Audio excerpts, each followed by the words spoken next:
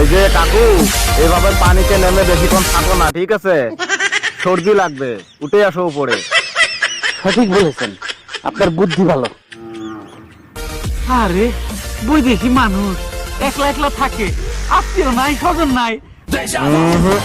এটা ঠিক না, এটা মোটেও ঠিক না।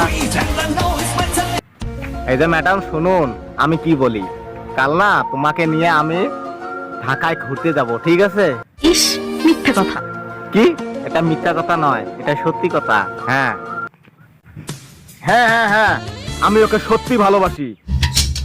হালাই কি হাত ফেল করবে? আর আমি যদি ওকে না পাই, আমি হাফ ফেল হব না, হাফ ফেল করে দিব।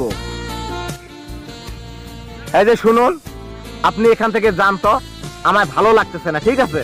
আমায় আর বিরক্ত করো না, তুমি যাও প্লিজ। এই যে তুমি একটা কথা কইলে ভাই।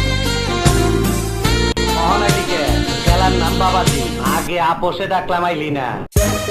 কি বলবি বল, তোর সঙ্গে কথা বলার জন্য আমার কোনো টাইম নেই।